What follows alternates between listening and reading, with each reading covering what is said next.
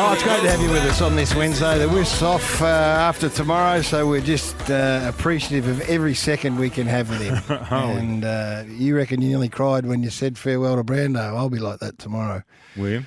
When I farewell you out the door. I'll take you for one last walk around the building so you can have a little pee on the trees then, and then I'm off, just like I did with him last night. This is in breakfast for Brandt. You can boot it to Brandt, your number one fan. Melbourne Airport, nothing beats Melbourne Airport's terminal parking book online.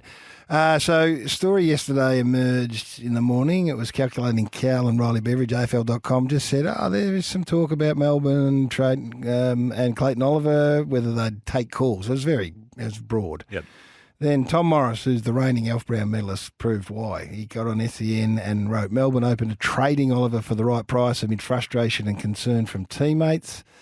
I'm just reading this because we're waiting for Tom to wander in.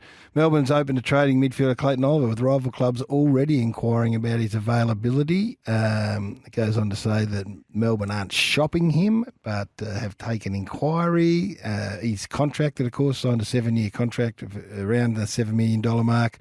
Still got 5 years to run on that, so that would be problematic. I wonder how many clubs would have $1 million in their salary cap. I can't imagine there'd be too many clubs that would. Like right now, clubs have to plan. They generally plan this stuff from a long way back. If they're going to make an assault on a particular player, they're generally talking to them for 12 months, 18 months, maybe even 2 years, waiting for them to come out of contract.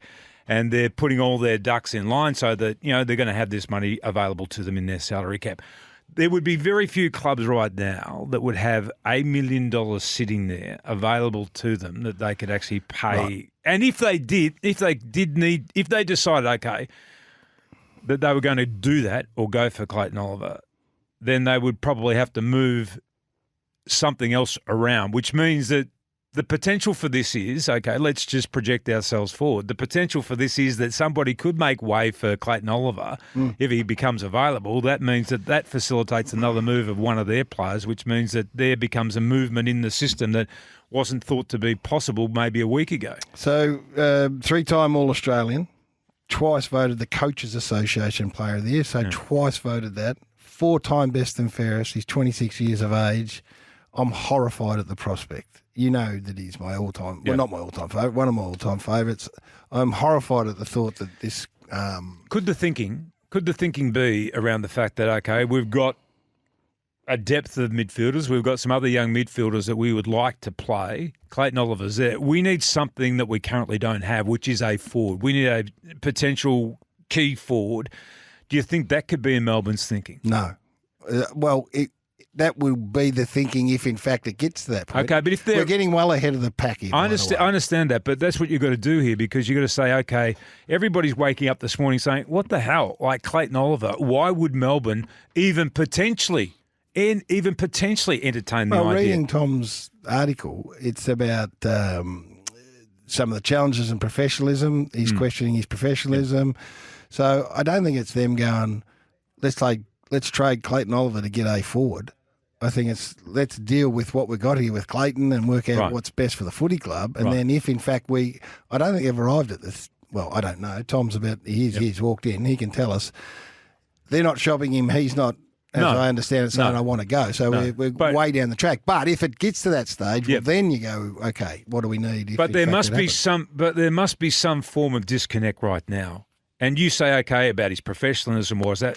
That's not one conversation that you ever have with a player about their professionalism. It's not like you give people, you missed something over here. That's true. I mean, there's more than one warning that's applied to all this, particularly with somebody as talented as him. Yeah, and that's why yesterday, when I read this thing, I get such a shock. So he's here, Tommy Morris, the man that has put all the meat around this story. It's a big story. The trade period hasn't even started, as I said.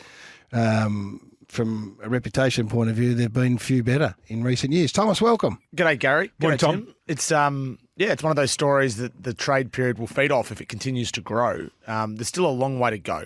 So that's really important to note, that Melbourne is not trying to push him out. But this story emanates from the fact that rival clubs believe that he's gettable for the right price. And they don't think that about Max Gawn. They don't think that about Christian Petrarca. They don't think that about other star players, but Oliver is different. Right, so we had this situation with Jordan De Goey most recently. So Jordan De Goey has just helped drive Collingwood to a premiership. But clubs said he was gettable, and St Kilda were in it up to their eyeballs. So That's right.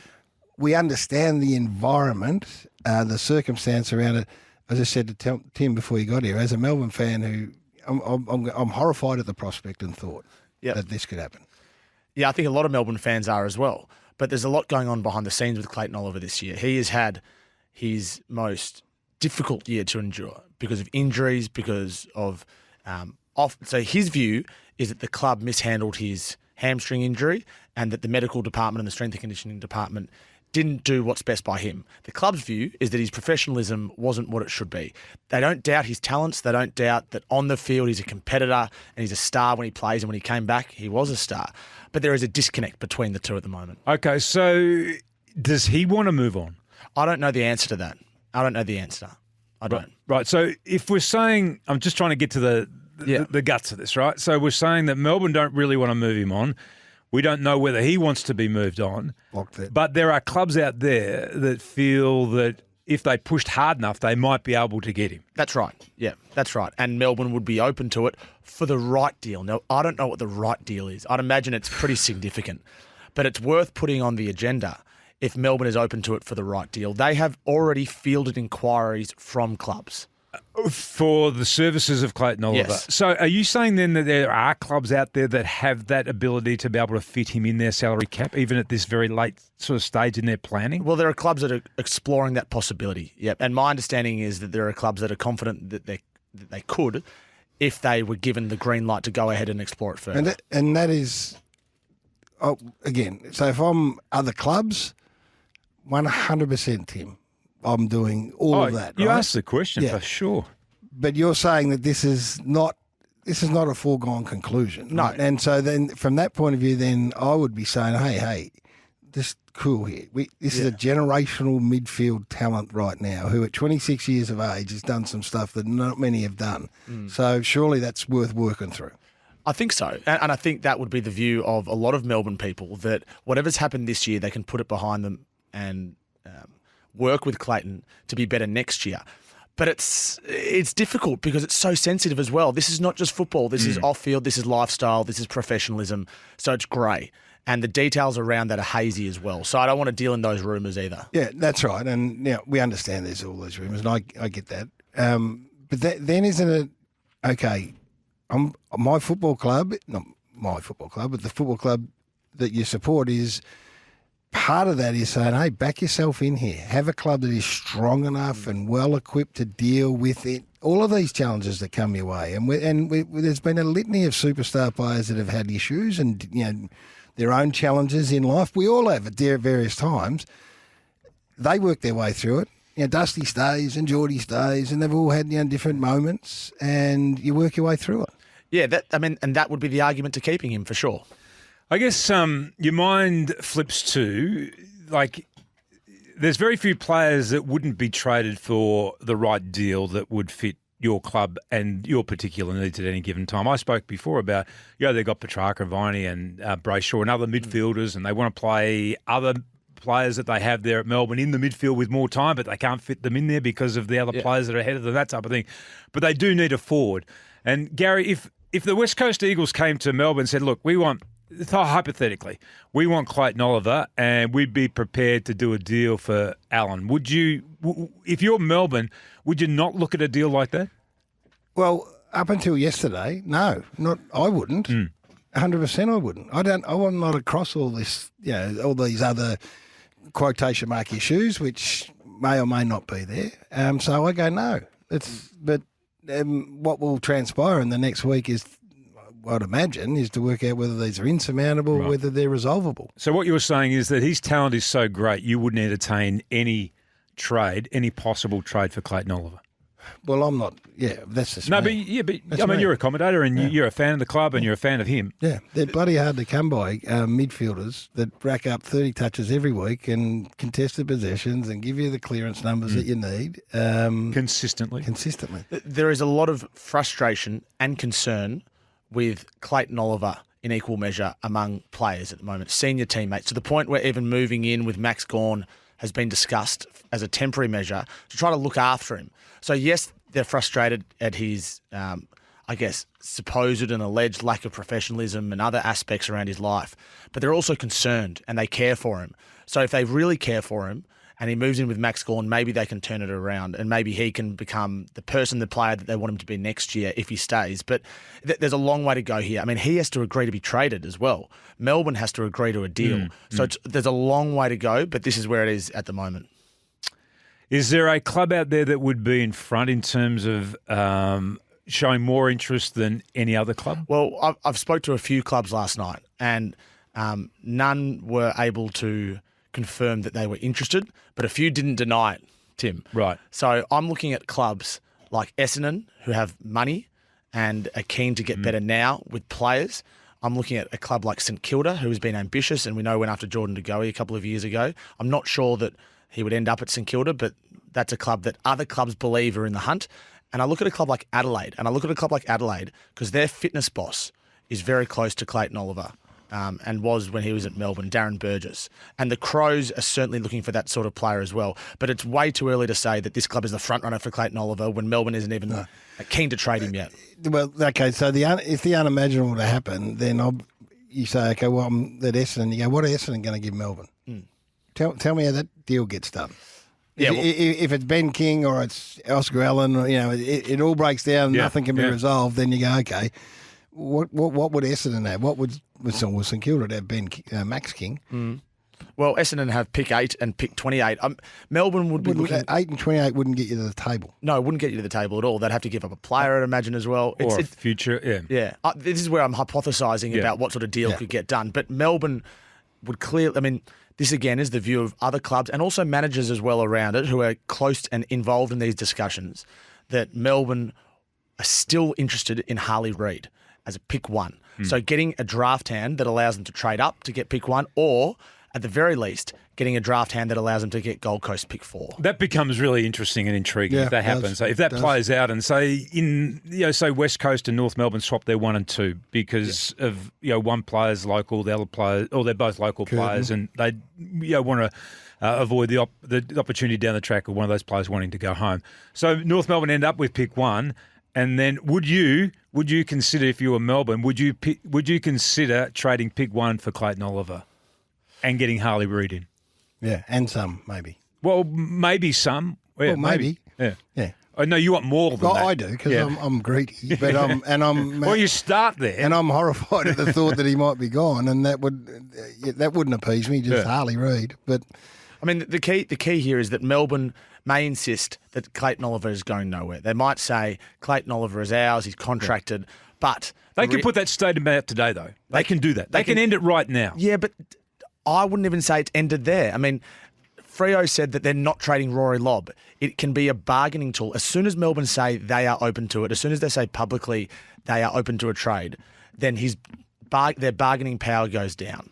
And that is why... the talking to other clubs and managers around the situation is very clear that they are open to these conversations. But if they want to appease the player, like they can have a private conversation with the player and say, look, we're not entertaining the idea of trading you. But that's not as powerful or as strong as saying publicly. They might have already done that. They might have, but then they can say it publicly as well. They can say, under no circumstances would we entertain the idea of trading Clayton Oliver. End of story. Tommy Morris is in the house, following up on his story on 11:16 yesterday about Clayton Oliver. Melbourne players overrate their players. He would be worth a mid to late first. I think that person's winding me up. Mid to late first round. Not sure, Alex, in Ocean Grove, that 3 best and fairest. 4, isn't it? 2 AFL Coaches Association Player of the Year, 4 best and fairest, 3 All-Australians. At 26 years, I think you're trying to wind me up, Alex, in Ocean Grove. He'd be worth a hell of a lot at the trade table. Nathan's in Craigieburn. Nath, good morning. How are you? We're good, thank you. I'm a massive Saints fan and just want to talk about Oliver. Yep. I reckon the Saints should go all chips in if they can get compensation pick 13 for Gresham. So you give 12, 13 and a future first and see what Melbourne think. And Max King? No, Max King's got to stay. One person's got to stay. So I really believe they went all out for De Goey. It didn't happen. I think this is a chance to go all out for someone else. Obviously, it's different. He was a free agent, but this one's you got to give draft picks. But Oliver's a professional. He's won 4 best and fairest, so I'm sure he can bring a lot of professionals into St Kilda. Good on you, Nath. Do you think you talked about it early in the program, maybe even off air, about the lineup into the September club on Saturday night? Would there be a lineup to Melbourne similar to that later today with clubs in their offers for Clayton Oliver, do you think? I think all clubs would be interested now in having a discussion. I've spoken to a couple of clubs that aren't because they just don't have room in their salary caps. There's no way they could facilitate it. Anyway, we move on because I am just getting a lot of messages. There is water, a lot of water before we worry about that. Yeah. Let's not worry about that right now then. Callum Mills, we learned of his injury last week. Mitch Cleary broke that story about the fact that he went wrestling and got in a grappling hold and has done some serious damage to his shoulder. I believe he's going to meet the media today and explain himself. Is that right? This was his idea. He's speaking to the media at 11 o'clock at Sydney Swans headquarters there. He approached the club and said, I want to speak. I want to take full responsibility. It's 100% my fault. He wanted to do this before Thursday night when the Sydney Best and Fairest is. And he'll also get a life membership on that night because he's played 150 games. So he didn't want that to be hanging over his head while having a sling, not having spoken about it. So he'll say that there was 2 blokes mucking around. It was all his own fault, and he'll take full ownership over it. And it's his idea to speak. There's no suggestion he's going to lose the cap. Well, there was a suggestion that he'd lose the captaincy. That hasn't been... Yeah, that hasn't been substantiated at all. Andrew McQualter. So effectively he and Adam Uze swap places. Yes, that's exactly right. And I think Andrew McQualter goes to Melbourne to be the Demons match day coach, much like Adam Uze was, up in the box, moving the magnets, seeing the game while Simon Goodwin is down on the bench. So there was 4 clubs that were in for Andrew McQualter: Carlton, Hawthorn, the Western Bulldogs and Melbourne. And this time yesterday, it was down to the Western Bulldogs and Melbourne. The Western Bulldogs have a couple of vacancies, of course, and he chose the Demons. So their coaching panel, on the face of it, appears set now, whereas the Dogs still have a couple of vacancies to fill. Okay, the question to you, this would be strategic. If you're Andrew McQualter and you've been where he's been and caretaker coach, that type of thing, he's building his CV. Do you think it's the right decision on his behalf to go where he's gone now? Yeah, I do, 100%. Yeah, it's because his impact at Richmond was profound under Damien Hardwick, and he did a good job as a interim coach. But to get out and expand your intel and horizons and go to a club that has been competing and won a premiership a few years ago, I reckon it's a great move for him. And conversely, Melbourne gets somebody that's been at the very pointy end of the IP there at Richmond that's been so successful. And you only have to look at the coaches that have moved out of that system and gone elsewhere in the short term. Yeah, they wanted someone really good to fill that role because Adam Uze is a big loss for them. He's had such an incredible... Adam Uze has been more important as an assistant coach at Melbourne than any other assistant coach at any other club over the last few years because he's had that match day role. So filling that hole hasn't been easy for them. He strikes me as being somebody who's unbelievably personable too. And even last night we got a grab with him as he was going into the Richmond Best and Fairest, and he talked about how interested he was in meeting the wives and the partners of the girls and all of the players, and in inserting himself in that sort of sphere of understanding their lives. And it's not, 10 years ago, a coach, that's not the first thing that would have tumbled out of a prospective or a coach's mouth, that type of a conversation. Let's have a listen. How excited he is about the prospect of finally getting to take over his own team. Tom Lynch, he's in a moon boot still. He had that first surgery back in April. Is that a concern? It is a concern. So he won't be able to start pre-season with his teammates. They still believe he'll be fit for round 1, but it's not the news that Adam Uze wanted as he begins his journey as a Richmond coach. The Tigers are in an interesting position as a football club, but they are determined not to go down the bottom of the ladder, to go back up the top. They want to continue to regenerate on the run and are hoping they can do what Geelong have done in the last few years, but we'll have to wait and see whether that's possible.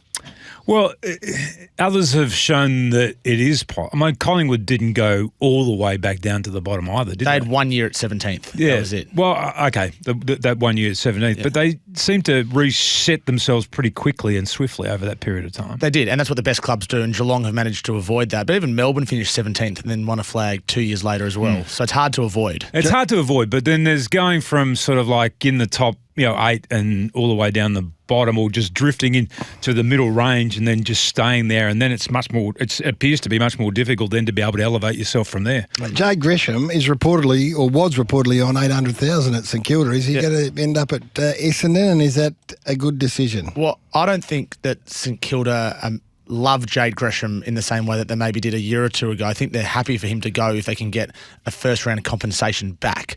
And obviously that compensation would then allow them to use that draft pick either on Liam Henry or as part of a deal then to push up the draft order.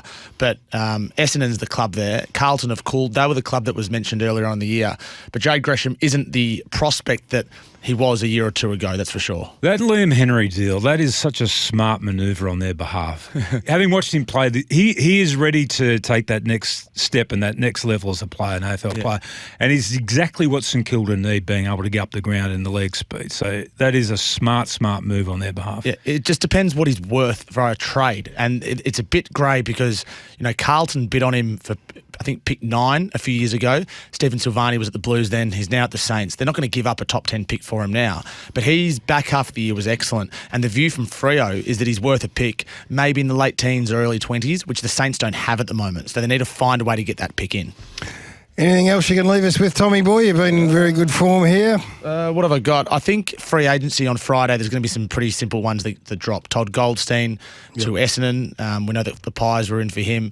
Tom Doedee we're waiting on. Tom Doedee at the Crows. It's down to Brisbane or Collingwood. Both long-term deals. Adelaide will get some pretty good compensation back in return. When does he expect to play Doedee with that? About midway through next year. Right. His second ACL, we know that the Adelaide Crows revised their offer. So I'm really watching Tom Doedee. We're on Tom Doedee watch for the next 24 hours. What about Hawthorn watch? Are we on Hawthorn watch as well? Who have they now turned their attention towards? Marbiol Chol, they're into as well. They had a big crack at Ben Mackay. And they had a big crack at Asava Radaglia and a big crack at Liam Henry as well. So they've missed out on a few swings and misses, but they're hoping to get Chol. And Chol was weighing up Hawthorn, Adelaide, or North Melbourne Footy Club. It's down to 3 there. And Adelaide will offer 3 years. Hawthorn and North Melbourne will offer 3 or 4 years. So that will come in the next few days.